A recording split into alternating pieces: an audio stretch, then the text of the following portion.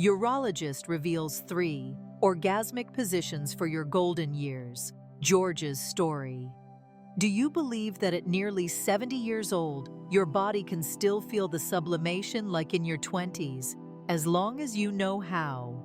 Let me tell you the story of Mr. George, who found his form and joy with his wife after more than 40 years of marriage.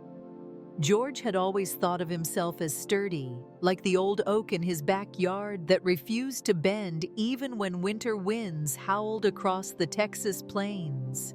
At 68, he still woke early, still drank his coffee black, still checked the locks every night as he had for 40 years. But in the quiet places, the space between goodnight kisses and turning off the lamp, something had shifted, softened, and sometimes stung. He couldn't name it at first, only feel it, like a note in a familiar song suddenly out of tune. Linda noticed before he did. She had a way of noticing gently, the way a musician hears one string that needs tightening. When she reached for his hand on the sofa and felt the hesitancy there, she didn't pull away. She entwined her fingers with his and waited for the music to come back. It didn't, not right away. George felt as if his body had learned a new alphabet he hadn't studied, a script he couldn't quite make his hand follow. He felt pressure that had no shape, expectations with no name. He loved Linda fiercely, but loving and feeling free to love had become 2 different roads. One evening in late October, they looked through their wedding album, the one with the cream cover and the satin ribbon frayed by time. Linda laughed at his mustache from 1979, shook her head at her own veil that had been more ambitious than the budget. George looked at the way he had held her then, arm firm, eyes bright, and felt both pride and a small ache. "Do you miss us back then?" he asked, half playing, half afraid. "I like us now," she said, tapping his chest with her finger. "Back then we were new. Now we're tuned." It was her musician's word, and it fit them both. But as she said it, George heard the hidden note. Tuned still needs care, tuned still drifts. Sleep came slow that night. George lay awake, the ceiling fan turning the room into a soft carousel of shadow. He thought of the ways age had rearranged him, a knee that spoke up after long walks, a back that requested permission to lift grandkids, a breath that asked to be taken more mindfully. He wondered what it would mean to let age teach him instead of trying to outrun it. The next week, he booked an appointment with a doctor who specialized in men's health. He didn't tell Linda right away. He wanted to bring her facts, not worries. The clinic was warm, not clinical, with posters about heart health and a bowl of apples on the counter. The doctor looked like someone who preferred hiking boots to formal shoes, which made George relax. They talked about the architecture of aging, hormones that gently recede, blood flow that needs persuasion, muscles that respond to kindness more than command. The doctor spoke about the body the way a carpenter speaks about a house, every beam connected, every room affecting another. He explained how comfort, pacing, and alignment could change the feel of closeness as surely as any prescription. He said touch follows breath, and breath follows safety. George left with notes he could understand and a plan that felt like a path instead of a verdict.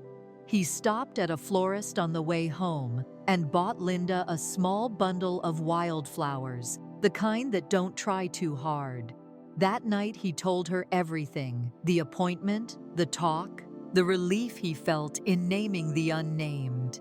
Linda listened with a softness that felt like a new doorway. "Thank you for telling me," she said, pressing her forehead to his. "We'll learn this new song together." The word "together" unclenched something inside him that he hadn't known was tight. They stood in the kitchen, two people who had raised children and survived house repairs and sickness, and the small disappointments that make long marriages honest.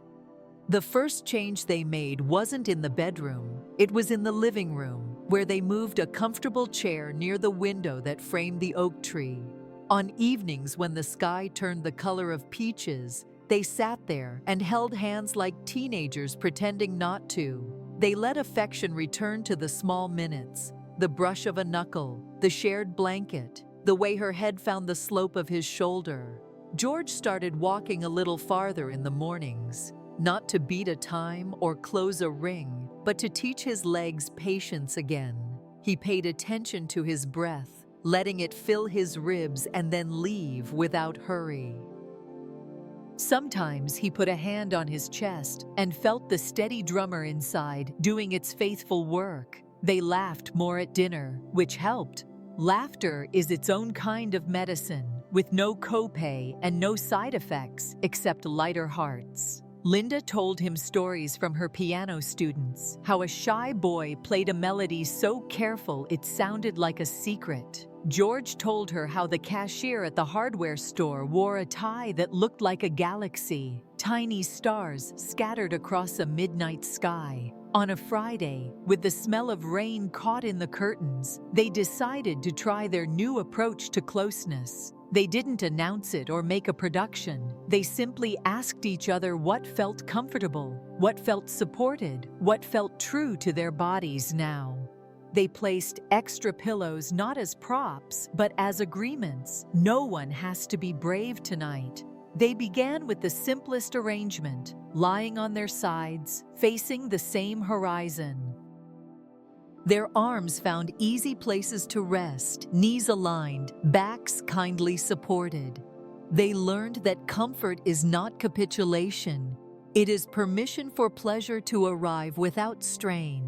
In that quiet, side-by-side world, touch felt like language again. George discovered that his breath was a better conductor than force had ever been. When he inhaled slowly and exhaled slower, his whole body listened. It was as if he'd been pushing a heavy door for years without noticing the handle said, "Pull." Linda followed his breath with her own, and the room found a pace that belonged only to them. The next weekend, they tried a seated embrace, a position that favored steady balance and eye contact. Linda settled onto his lap facing him, supported by cushions, their spines long and friendly. They stayed close enough to talk, to smile, to see the small emotions crossing each other's faces like birds between branches. The chair creaked in a domestic music that made them both grin. They discovered the kindness of rhythm, how slow is not a concession but a choice. George felt strong in a new way, not as a sprinter, but as a dancer whose steps come from listening. Linda felt cherished, not rushed, the way a melody is savored at the end of a concert. They learned that when their knees and hips were grateful, their hearts were braver.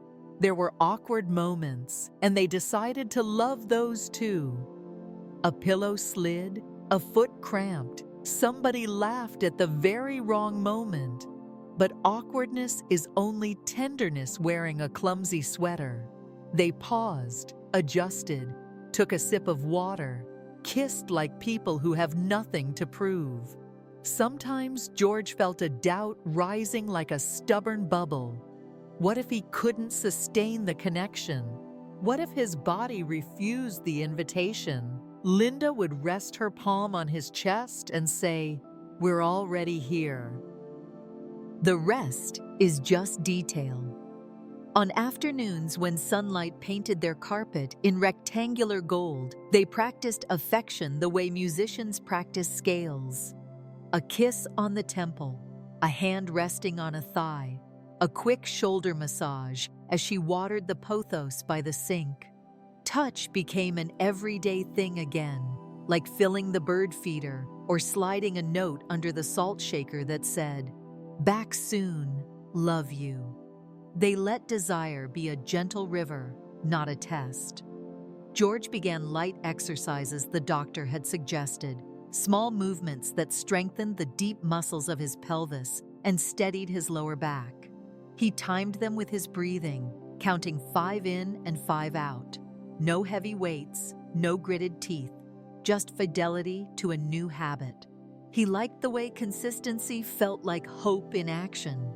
Linda, for her part, explored what comfort meant to her. She discovered how much lighting mattered. Lamps instead of overhead glare, twilight instead of television. She found a soft playlist of piano and low guitar, tunes that felt like blue cotton. She kept a blanket within reach because warmth is its own kind of permission. They returned to their side-by-side arrangement many times because it welcomed them like home. They learned the geometry of bodies that have lived and worked and healed for decades. They found that small shifts, one more pillow, a different angle at the hip, an arm tucked here instead of there, made a world of difference. It was like tuning a radio, easing the dial until the static cleared into music. On a winter night when wind braided itself through the oak branches, they tried a reclining position with George propped by cushions. Linda moved with unhurried grace, her knees supported, her weight distributed in a way that made her sigh with relief. They went slowly, eyes open, hands speaking as clearly as any sentence. He felt a tide of gratitude, not only for pleasure, but for the ordinary miracle of feeling safe together.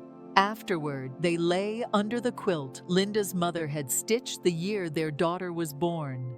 The ceiling fan murmured and the room smelled faintly of lavender and old books. George stared at the dark and felt young in a way that had nothing to do with birthdays. He felt coherent again, as if all his pages belonged in the same book. There were nights when worry tried to reassert itself, stubborn as a weed between flagstones. A news article about health could throw him off. A day of errands could leave him tired and unsure. On those nights, they didn't force anything. They held each other and remembered that intimacy has many shapes, and all of them count. George noticed how talking openly removed a brick from the wall each time. "Tonight I'm a little anxious," he would say. "Me too," Linda would confess, then smile a small, conspiratorial smile. Naming fear didn't kill desire, it domesticated it. Their dates changed too. Instead of dinners that ended with yawns, they took twilight drives down the farm road and watched the fields turn from copper to blue. They parked near the old railroad bridge and shared a thermos of tea. Linda leaned her head on his shoulder and traced circles on his forearm, a map to somewhere familiar. Sometimes they pressed palms together and matched breathing for a minute, eyes closed. It felt silly the first time, then sacred the third. George realized that this quiet practice put them on the same page without a single word. Their hearts found a tempo, and everything else followed. When spring arrived, Texas made a big show of it. Bluebonnets stitched themselves into the ditches, and the sky got brighter as if washed with soap. On a Sunday, their son and his kids came by, leaving smudges of peanut butter joy on the kitchen table. George lifted his granddaughter with care and felt strong enough, the way a tree knows it can hold another bird. That night, he and Linda laughed about the chaos and wiped sticky fingerprints from the fridge. He watched her humming as she stacked plates and felt desire that was equal parts new and antique. He slid his hands around her waist and said, "I like us now." She turned in his arms and answered, "I like how you say that." Later, in bed, they chose the seated embrace again, the chair facing the window where the moon made a quieter light than any lamp. They moved gently, testing and learning, like hikers finding the stable rocks in a shallow stream. George noticed how presence changed everything. Eye contact, whispered check-ins, a shared laugh. Pleasure unfolded not as a thunderclap, but as a trusted dawn. In the days that followed, he wrote a few notes to himself on a yellow pad. "Breath first," he scribbled. "Comfort is king. Attention beats intensity." He kept that pad in the drawer, not as homework, but as a reminder that love is a craft as much as a feeling. He remembered the doctor's words about blood flow and muscle tone, about joints that like to be aligned rather than forced. He made space for short walks after dinner and stretches before bed. Every small choice felt like a way of saying yes to tomorrow. One afternoon, Linda asked if they could rearrange the bedroom. She wanted the lamp closer to the bed and the rug moved so it would be warmer under their feet. They shifted the dresser a few inches and discovered a lost sock, a lost pen, a lost birthday card from a decade ago that made them both teary. Rearranging the room felt like rearranging the story. Same characters, better lighting. George began to think of intimacy as a landscape rather than a race. There were hills and meadows, shaded groves and sunny clearings. Sometimes they wandered, sometimes they knew exactly where they wanted to go. Either way, they stayed together on the trail. He told the doctor at a follow-up appointment that the positions had become more like postures of kindness. Side by side gave them ease. Seated embraced gave them connection. Reclining gave them rest and control. None of it felt like resignation. Each arrangement was a way of saying, "We choose comfort so that pleasure can find us." The doctor smiled and said, "That's the secret no one puts on a billboard." On a hot June night, when the air hung heavy even after sunset, they took the quilt to the living room where the ceiling fan worked harder. They opened a window to let in cricket song and distant laughter from the street. George cupped Linda's cheek and said, "Remember when we used to hurry?" She laughed softly. "You were always fast. Now you're good." He grinned at the compliment and tucked it into his pocket like a lucky coin. They found their side-by-side posture on the rug, propped with pillows that made their spines feel blessed. The world shrank to the tiny country between their breaths. A breeze wandered in and moved the curtain like a hand blessing the room. Later, their bodies warm and their minds unguarded, they talked about the strange spiritual part of aging, how letting go turned out to be a path to receiving more, not less. How effort tasted different when it was laced with patience. How the most beautiful places in marriage were often discovered after a detour. George admitted there were days he still worried. Linda admitted there were days she wished for the effortless electricity of youth. They sat with those truths like guests at the table, not intruders. Then they poured them each a small glass of water and let them rest. Their anniversary arrived, 42 years and counting. They celebrated with a picnic at the park where they had once held their baby daughter between them like a ribbon. The sun was large and friendly, and clouds arranged themselves like boats in a child's drawing. George toasted with lemonade and said, "To us, tuned and retuned." That evening, back home, they lit the candle Linda kept for special dinners. They danced in the kitchen to the crackle of an old record that sometimes skipped. Her cheek against his felt like a promise that had been renewed without anyone having to sign papers. He whispered, "I still choose you." And she answered, "I still choose us." In their room, they chose the reclining posture again, careful and steady, each supported in ways learned by listening. It was not fireworks, it was the tide. George felt the culmination arrive in a way that surprised him, not with intensity, but with completeness. He exhaled a thank you he didn't need to aim at anyone in particular. Afterward, emotions rose easily. Gratitude, relief, wonder at how a familiar scene could still feel like new territory. Linda brushed his hair back with her fingers and said, "I love how we learned this together." He felt tears collect, different from sadness, closer to recognition. He said, "I thought I was losing something. Turns out I was making room."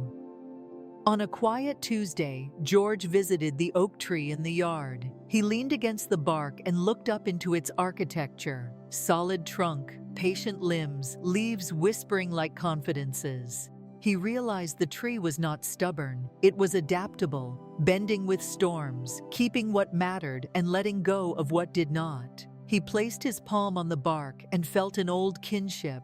He brought that image back inside, and it stayed with him on evenings when doubt flickered. When he felt unsure, he thought, "Bend, don't break, breathe, don't brace." To his surprise, those simple phrases guided his body as well as his mind. The gentleness he offered the oak became the gentleness he offered himself. Linda noticed. "Your shoulders are different," she said one night, amused and pleased. "They're listening shoulders." He laughed and told her she could write a song with that line. Summer deepened, then softened toward fall. They kept their rituals, the nightly walks, the window open just enough for a breeze, the lamp turned low. They kept their tools near, pillows for support, water for dryness, humor for friction.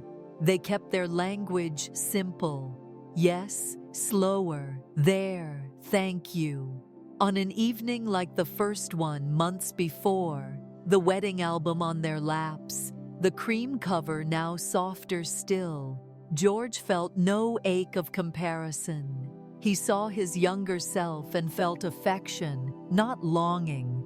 He saw Linda's veil that had outgrown the budget and loved her exactly as she was now. Candlelight in her hair, laugh lines like small rivers to good places. "You were beautiful then," he said. "You are beautiful now." She touched his jaw, thumb brushing the place that grew stubble fastest. "The difference," she said, "is that now we know how to take our time." He kissed her palm in agreement, a seal on a lesson learned layer by layer. They put the album away and let the present tense have the room. They sat in their chair by the window, entwined like a melody and its harmony. "I used to think positions were tricks," George said, smiling at his own old bravado. "Me too," Linda said. "Turns out they're just ways we hold each other so that both our bodies say yes." He nodded, a student grateful for the right teacher at the right time. As the months rounded the year, they kept discovering nuances. Sometimes side by side was the right shelter. Sometimes the seated embrace gave them conversation and closeness in a single space. Sometimes reclining let them rest into pleasure without carrying any weight that didn't belong. They learned that arousal had many on-ramps, kind words, a shared memory, a joke told at the right time, a hand traced along a shoulder as dinner simmered. They learned that checking in, "How's your knee? Is your back happy? Want another pillow?" was not unromantic but the very heart of romance. Respect became an aphrodisiac. Kindness turned the key that effort alone could not. One cold night, rain sowing itself steadily across the roof, George woke and felt the old fear nibbling at the edges. He reached for Linda's hand before thoughts could spiral. She squeezed once, present, awake, with him. The fear backed away like a polite guest who knows when to leave. "I'm here," she said, not because he didn't know it, but because sometimes hearing truth spoken aloud is its own medicine. He breathed with her, slow and patient. The room felt safe again, and the future did too. He closed his eyes in gratitude and slipped back to sleep. Later, when morning light stretched across their quilt, they made coffee and wrote their grocery list. Intimacy was not a secret separate from errands and appointments. It was woven through them, a thread you can't see unless you're looking for it. But once you notice it, you find it everywhere. It made the day brighter without any extra electricity. In their church small group, a couple their age hinted at similar struggles, embarrassment hovering like a small cloud. George didn't offer details, he offered dignity. He said, "Be gentle with yourselves. Comfort is not giving up, it's making space for joy." Linda nodded, adding, "Ask your bodies what they want. They'll answer if you listen." Walking home across sidewalks still damp from last night's rain, Linda linked her arm through his. They stepped carefully past a puddle that held the sky like a pocket mirror. He felt 10 feet tall and 19 years old for a moment, which is the math love sometimes uses. He kissed her temple and said, "We're tuned." That evening, they chose the simplest path. Side by side, breath matched, pillows arranged in familiar choreography. They didn't chase anything. They welcomed what arrived. In the quiet after, Linda whispered, "I like us now." And George answered with a contented hum. They stored away the learning not as techniques, but as wisdom. Presence before performance, comfort before intensity, listening before leading. They kept practicing the craft of noticing the smallest flinch, the smallest smile. They supported each other as bodies with histories, not obligations. The result, paradoxically, was more freedom than they had ever known. George sometimes wrote letters to his future self and tucked them in his drawer. "Remember that safety makes pleasure possible," one note began. "Remember that Linda's laugh is the quickest way home," said another. He imagined reading them someday and smiling at how ordinary the extraordinary had become. On their porch at dusk, cicadas starting their chorus, Linda asked what he would tell his younger self if he could. George thought about it, then said, "Slow down sooner." She laughed, the delighted laugh of a woman who has waited for the right punchline for decades. "Consider it done," she said, and they clinked their iced tea glasses like crystal. And so their life continued, rich in small rituals and big feelings, two people who had learned how to be students of each other's comfort. When they met in the middle, it wasn't compromise, it was the discovery of a better country. Their positions, side by side, seated, reclining, were simply the landscapes where their love spoke plainly. In those spaces, pleasure visited often and stayed longer than either of them expected. On a final summer evening before the first school bell of fall, George stood at the window and watched the oak accept the wind without complaint. He thought of how far he and Linda had traveled without going anywhere at all. He thought of pillows and playlists, breath and patience, the steady return of confidence that didn't swagger. He turned to her and found the same thing he had found on their wedding day. Yes, they moved together easily, not for spectacle, but for truth. Every glance said, "I see you." Every pause said, "I trust you." Every exhale said, "We're safe here." The old fears sometimes tried the door, but the lock of kindness held. In the quiet after, George realized that the music they had been chasing had never stopped. They had only needed to change the room to hear it. He brushed a strand of hair from Linda's forehead and thanked the person who had taught him the most about joy by teaching him about comfort. She smiled at him like a person who knows how the story ends and loves telling it anyway. "Good night, my love," she said. "Good night," he answered. And what they meant was, good now, good tomorrow, good in all the ways that matter.